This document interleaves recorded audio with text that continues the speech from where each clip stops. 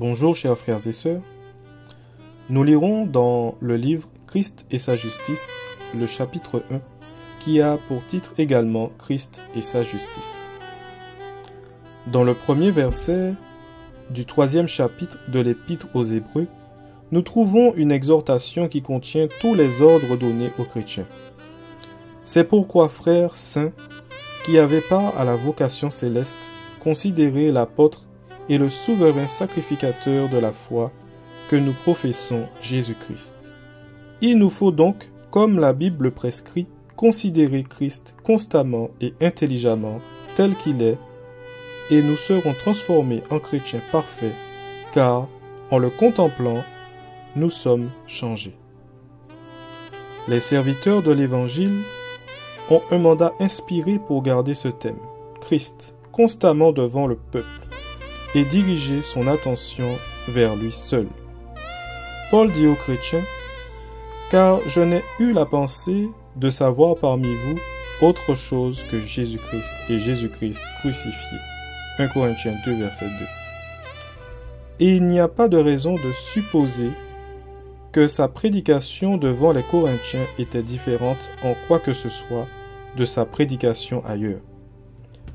En fait, il nous dit que quand Dieu lui révéla son Fils, ce fut pour qu'il puisse le prêcher parmi les païens. Galates 1, versets 1 à 16. Et le fait que la grâce lui avait été donnée d'annoncer parmi les païens les richesses insondables de Christ. Éphésiens 3, verset 8. Ce fut la cause de sa joie. Mais le fait que les apôtres firent du Christ le but central de leur prédication n'est pas notre seule raison de l'exalter. Son nom est le seul nom sous le ciel, donné aux hommes, par lequel nous puissions être sauvés. Acte 4, verset 12. Christ lui-même déclare que personne ne vient au Père que par moi. Jean 14, 6. Il dit à Nicodème, « Et comme Moïse éleva le serpent dans le désert, il faut de même que le Fils de l'homme soit élevé, afin que quiconque croit en lui ait la vie éternelle. » Jean 3, 14, 15. Cette élévation de Jésus, bien que se réfère à sa crucifixion, embrasse beaucoup plus que le simple fait historique. Il signifie que Christ doit être élevé par tous ceux qui croient en lui, comme Rédempteur crucifié, dont la grâce et la gloire sont capables de suppléer à toutes les nécessités humaines. Cela signifie qu'il doit être élevé dans toute sa beauté et son pouvoir infini comme Dieu avec nous, afin que son divin attrait puisse ainsi nous amener tous à lui. Et moi, quand je serai élevé de la terre, j'attirerai tous les hommes à moi. Jean 12, verset 32. L'exhortation à considérer Jésus et aussi sa raison d'être sont données dans Hébreux 12, versets 1 à 3.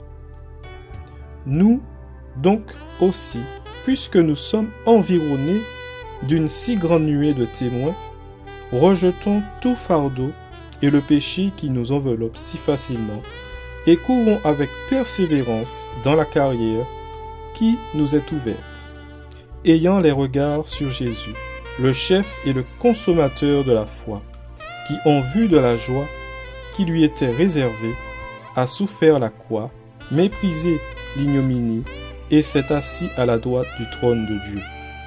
Considérez en effet celui qui a supporté contre sa personne une telle opposition de la part des pécheurs, afin que vous ne vous laissiez point l'âme découragée. C'est seulement en considérant Jésus constamment et avec prière, comme il est révélé dans la Bible, que nous pouvons éviter de nous lasser de bien faire et de perdre courage en chemin. Nous devrions considérer Jésus parce qu'en lui sont cachés tous les trésors de la sagesse et de la science. Colossiens 2, verset 3.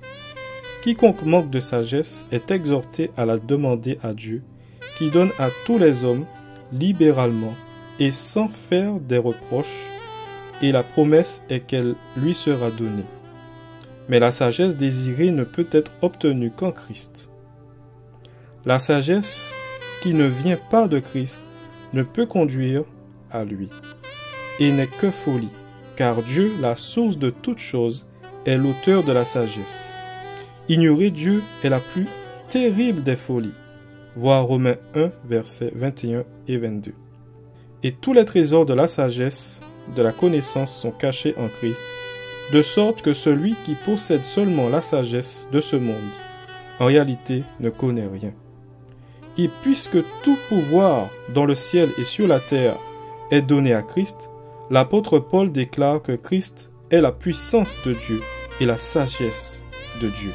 1 Corinthiens 2, verset 24. Il y a un texte qui, en peu de mots, résume tout ce que Christ est pour l'homme et montre le grand besoin que nous avons de considérer Jésus. Or, c'est par lui que vous êtes en Jésus-Christ, lequel, de par Dieu, a été fait pour nous sagesse, justice et sanctification et rédemption. 1 Corinthiens 1, verset 30. Nous sommes ignorants, méchants, perdus. Christ est pour nous sagesse, justice et rédemption. Quel changement que celui de passer de l'ignorance et du péché à la justification et à la rédemption. L'aspiration, le besoin le plus élevé des hommes ne peut être satisfait en dehors des limites de ce que Christ est pour nous et de ce qu'il est, lui seul. C'est une raison suffisante pour que les yeux de tous soient toujours fixés sur lui.